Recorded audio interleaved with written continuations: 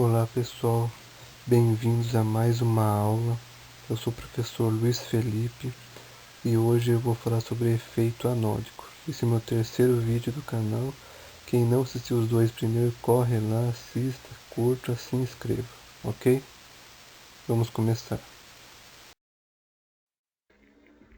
Então pessoal, primeiramente nós precisamos conhecer a ampola, né?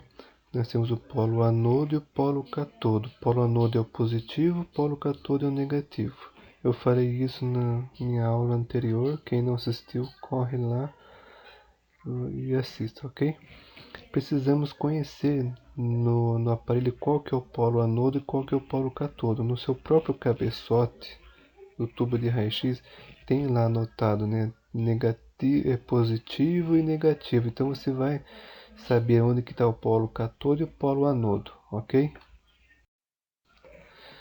Então, o que seria efeito anódico, ou efeito Hell, como é conhecido?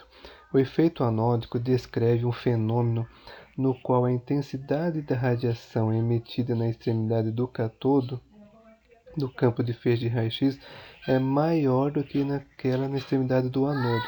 Então, não quer dizer que, chamado efeito anódico, a radiação será maior do seu lado anodo. Não. Quando eu falo efeito anódico, a intensidade de radiação emitida será maior no polo contrário, que é o polo do catodo. É importante vocês entenderem isso, ok? Então, na extremidade do catodo, a intensidade de radiação é maior do que no anodo, ok? Então é o seguinte, dentro de uma ampola então, nós temos o polo anodo e o polo catodo. Durante a produção de feixe de raio-x, né, é produzido elétrons no polo catodo e são direcionados ao polo anodo, né, para a formação de fótons de raio-x. Passam a ser de elétrons para fótons de raio-x, ok? Por que no lado do anodo a intensidade é menor e no lado do catodo a intensidade é maior?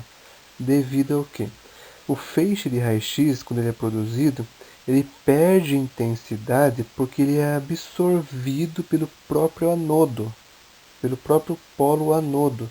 Então, até ele atravessar toda a face do anodo ali e chegar no paciente, ele vai perdendo intensidade. Então, ele é absorvido, os raios-x são absorvidos na extremidade do anodo. No raio central, a extremidade perde um pouco a atenuação ali, mas muito pouco, e chega aproximadamente ali 100% da sua radiação. E no polo catodo não tem nada que bloqueie essa radiação, não tem nada que absorva essa radiação. Então a radiação vai passar com mais facilidade. Então a intensidade no polo catodo será maior, entendeu? Então por isso que no lado do anodo a intensidade é menor, no lado catodo a intensidade é maior. E essa variação pode chegar de 30% a 50% de diferença, né?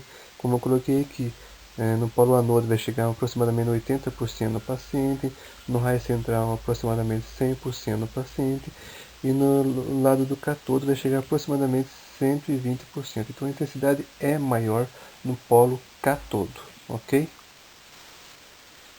Então é assim, quando usar o efeito anódico a nosso favor? Por que é importante eu conhecer isso? Que é o seguinte, cai muito em concurso sobre efeito anódico, ok? E outro, como usar na prática?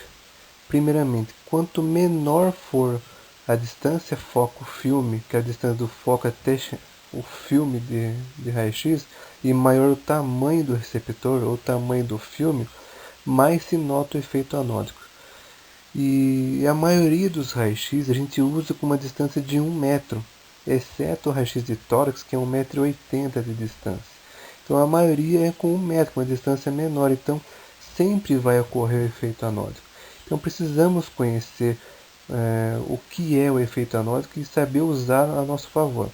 Então existe a necessidade de posicionarmos o paciente sempre que possível, nem sempre é, né, mas sempre que possível, com a estrutura mais espessa para o lado do catodo e a estrutura menos espessa para o lado do anodo. Usar o efeito anódico diante disso, entendeu? Assim, conseguiremos radiografias com um equilíbrio de densidades, aquela radiografia mais homogênea, não aquela radiografia em que uma extremidade dela está mais esbranquiçada e a outra extremidade está mais escura, né? Mais penumbra, com mais penumbra, mais escura a imagem. É aquela imagem mais heterogênea, vamos dizer assim, né? Então, para se ter qualidade na imagem, uma imagem mais homogênea, eu posiciono o paciente com as estruturas mais espessas pelo lado catodo, porque eu sei que o lado catodo tem mais energia, mais fácil atravessar o lado espesso. E o lado anodo eu coloco aquelas estruturas menos espessas, que não precisa de tanta energia. Alguns exemplos. Para radiografias do tórax, eu posiciono o polo catodo em direção aos pés. Por quê? No ápice, na região do ápice do tórax, a espessura é menor. E na região do diafragma, na base do tórax, a espessura é maior. Então eu preciso colocar o catodo na região inferior, na região aos pés. Ok? Para a radiografia do abdômen, posicionamos o catodo em direção aos pés também. Por quê? Na região do diafragma, a espessura é menor, né, daquela região. E na região da pelve, a espessura é maior, tem mais osso, tem mais densidade a ser atravessada. Então, o polo catodo tem que estar direcionado à pelve, né, em direção aos pés. Para uma radiografia da coluna torácica e coluna lombar, posicionamos também o catodo em direção aos pés, devido à região mais espessa do abdômen, ali, né, da pelve. Para radiografias da coxa, eu posiciono o catodo em direção ao quadril e o anodo em direção ao joelho. Para radiografias da perna, né, tíbia e fíbula, radiografia da perna, tíbia e fíbula, posicionamos o catodo em direção ao joelho e o anodo em direção ao tornozelo. Por quê? A região do joelho ele é mais espesso que o tornozelo, concorda? Se o joelho é mais espesso, eu coloco ele em direção do catodo, que tem mais intensidade de radiação. Se o tornozelo é menos espesso, eu coloco no lado do anodo, que é menos intensidade de radiação. Deu para entender? Agora vocês devem estar perguntando, você falou de coluna torácica e lombar. Por que você não falou da coluna cervical? Porque aí muda. Na região cervical, na região superior da cervical, nós temos a mandíbula, mais um osso denso ali, então precisa de mais energia para atravessar. Então o polo catodo tem que estar em direção à cabeça, nesse caso. Como que eu faço isso? Faço o raio-x com o paciente deitado.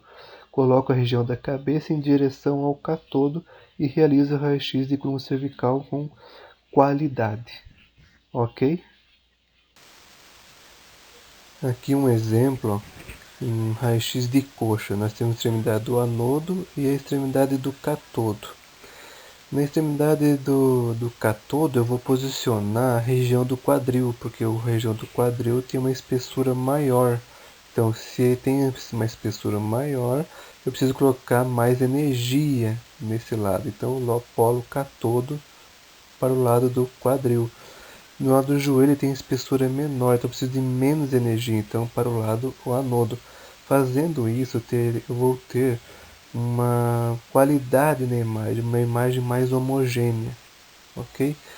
No raio-x de coluna dorsal ou raio-x de tórax, por exemplo, eu vou colocar o polo catodo em direção à base do tórax, a região do abdômen. Por quê? Porque ele é mais espesso. E na região do ápice pulmonar ele é menos espesso, então eu coloco no lado do anodo. Com isso também obterei uma imagem com boa qualidade, mais homogeneidade na imagem, ok?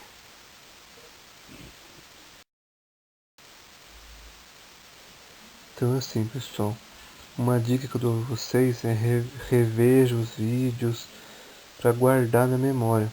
Uma dica também que eu dou é tudo que vocês forem estudarem, anotem, escrevam.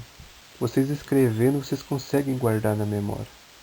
Para mim funcionou e com certeza vai funcionar para vocês, ok? Então, considerações finais. Efeito anódico. Sempre quando for usar o efeito anódico, posiciona o paciente com aquela espessura maior para o lado do cátodo e aquela estrutura com espessura menor para o lado do anodo. Assim você terá êxito nas imagens, mais qualidade nas imagens.